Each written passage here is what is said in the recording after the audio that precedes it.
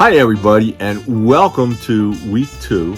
And this is an exciting week because we really dive into some very important concepts and then give you the chance to apply what you know about those concepts. And the concept that we're focusing on more than anything else is a newsworthy event. So you may be wondering, just what is a newsworthy event? And the reality is that a newsworthy event, I can define it, but who really defines it is the journalist that we hand off our press release to. If they look at it and they say, this is a newsworthy event, this is going to enhance my brand, then I'll tell the story. That's what we want to do for our intermediaries, which are journalists, whether they're new media or legacy, doesn't matter. We want to give them something to enhance their brand. Now let's talk for a moment about journalists today. There used to be a time when journalists worked on a regular basis for a newspaper. They were hired and paid by the newspaper or the magazine or whatever. The model that's primarily used throughout the industry is that of a freelancer today. And so how does somebody get associated with a media brand? They have a large readership. And how are they going to have a large readership? They're going to be presenting to their audience things that their readership is interested in, which means that it needs to be a newsworthy story. Now, the reason that we have a number of different journalists that we work with is because the audience for each journalist is going to be slightly different. They're going to have different desires, different wants, different needs. And the journalist is going to pick the stories that apply to their audience as the ones that they end up publishing and writing. So what I want to do now is I want to share with you a couple factors that will help us determine whether or not we're producing a newsworthy event. In essence, there's 5 factors: timing, significance, proximity, prominence, and human interest. So timing you can think of as if it's an event that's going to happen in the next couple hours, next couple days, maybe even next week, that might be of interest. But if it's something that's way down the road, and I don't care how big or how important it is, if it's way down the road, if it's a year, even if it's 6 months, 7 months down the road, people are not going to be that interested in it. We live pretty much in the now and here. Thanks to Bill Gates and the speed of the internet, everything is 24/7 in your face right now. You know, I remember, this gets scary when I start to say I remember because you're thinking, this is what my dad says. I remember when I'm just looking in I'm watching the mirror and I just saw a bug man go by. This is how you know this is real. This is how you know this is truly June in Florida, and this is week 2 of the June class. Okay, so how do I know? The bug man just totally has me for completely lost. So again, let's go back to the 5 newsworthy events: timing, significance, proximity, prominence, and human interest. Timing is all about whether it's now or in the future. And thanks to Bill Gates, which is where I left off, Bill Gates gave us the internet at 24/7. I can remember back in the day when I would get memos delivered by FedEx to my office from corporate twice a week, which meant that my return response on any of those memos was at least a week away. We would get courier drops on Tuesdays and Thursdays, and it would have information that was coming from the home office. A lot of times there was a request for something in there, a request for information of some sort or other, and it would be returned back out the following week. So if I returned it on the Tuesday courier drop, and then back at corporate, they picked it up on Thursday, we could go from Tuesday in week 1 to Thursday in week 2 in terms of the turnaround on the communication. Oh my God, that's, today that sounds so stupid. I remember a time when emails, um, you would answer an email the next day, perhaps, or maybe 2 days. I think the standard when I was in the 90s was that email would be answered within 48 hours. Now if I send something to somebody and I don't get an immediate response, I'm like, what's the matter with you? What we've developed is a psychological construct called persistence of presence. We are so connected to the internet that it's just like having somebody sitting right next to you that you can talk to and expect an answer back immediately. So timing is important. If the timing is close, the chances are then it's going to meet the criteria of a newsworthy event. But it also has to be significant. It has to be something that is going to have impact. I'm going to share with you this slide. And on the slide, I have a picture of Neil Armstrong and Buzz Aldrin. Now, when they landed on the moon, and I'll give you a little hint here. When they landed on the moon, I celebrated that day my 11th birthday. Don't do the math. It'll just make me cry. So, Neil Armstrong lands on the moon. The entire world watched that night of the July the 20th and saw Neil Armstrong and Buzz Aldrin step out of the LEM, or its proper name was the Eagle. The Eagle has landed. Stepped out of the Eagle, and Neil Armstrong with his famous words, "That's one small step for man, one giant leap for mankind." That was significant. Now, I got to tell you, I love my wife, and one of the many, many reasons that I love my wife is she's actually met Buzz Aldrin. My father-in-law was president of the Lawrenceville Princeton Lions Club, and he had invited Buzz Aldrin to come speak at one of their meetings, which he did. And before the meeting, they had dinner at my in-laws' house. Now, I wasn't even on the scene when this happened. This is many years before we met and got married. But I still think it's really cool. My wife had dinner with an astronaut that walked on the moon. Wow. Okay, proximity. I have two of my 5 children are police officers. So when I look at what's being reported, particularly in RSS aggregators, which we'll talk about a little bit later, and I see stories about crime or violence, I always take a look because I want to know if it's going to impact one of my children. Or if my child was impacted by it. That's an even worse scenario. And I'm always amazed at what looks like it's a local story, ends up being a story from another part of the country. And it was picked up. It was picked up because we have a 24/7 news cycle. As I discussed with Bill Gates and everything being now. So I'm always amazed when I see something and it's from the other side of the country and it looks like it's local. Don't do that to my heart. All right, prominence. Prominence, again, it is related to significance, but prominence talks more about the individual. So, for example, if I release a press release that I won't be available for the next 2 weeks because I'm going to a wedding, who cares? You guys care, but maybe not, because through the internet we can still stay in touch. But who really cares? Now, if I'm a celebrity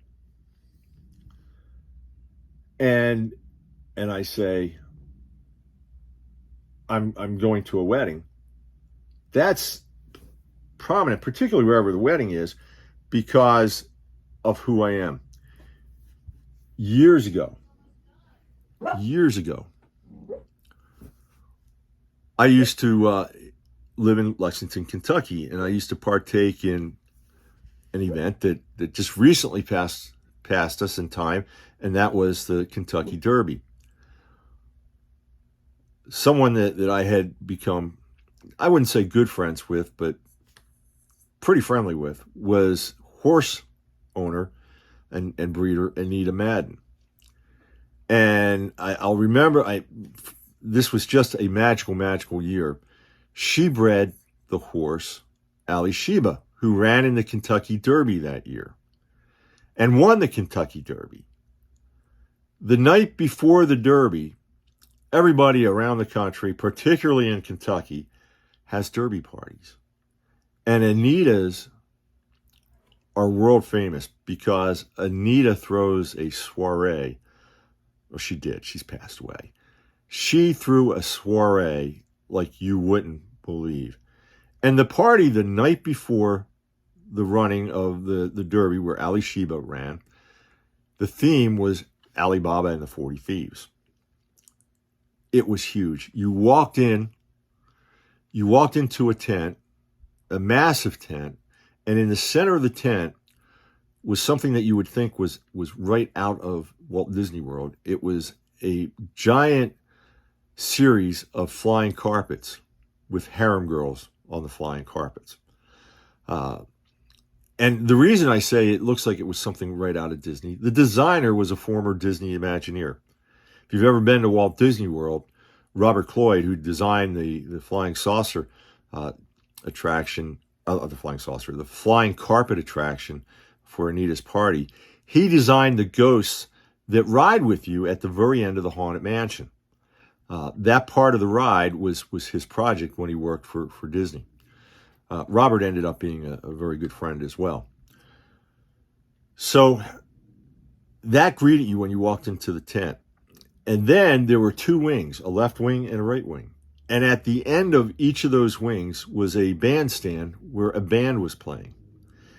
And if you were in the center near the flying carpets, you couldn't hear the band. But the moment you moved into one of the long tents, either left or right, you would start to pick up the sound of the band. That is how massive the party was. Now, Anita had another peculiarity. She liked Hollywood types. And every year she would invite people from Hollywood and other celebrities. So at that party, I'm rubbing elbows with two world famous boxers, Marvin Hagler and Sugar Ray Leonard. In addition, there was a very popular TV series at the time called L.A. Law with Harry Hamlin and a number of other folks. And Corbin Berenson was one of the folks on L.A. Law too. And it was great getting to meet those individuals and hobnobbing with them as well. So one could certainly say that Anita's Derby parties, if I were to do a press release about it, it would have prominence because there would be a lot of prominent people. And finally, does the story have human interest? And this is where grabbing your heart is a good thing because you want stories to tug at your heartstrings. They're the best kind of stories. As I say, if it brings a tear to your eye, you've done a good job. Okay. Now, let's talk about another very important component.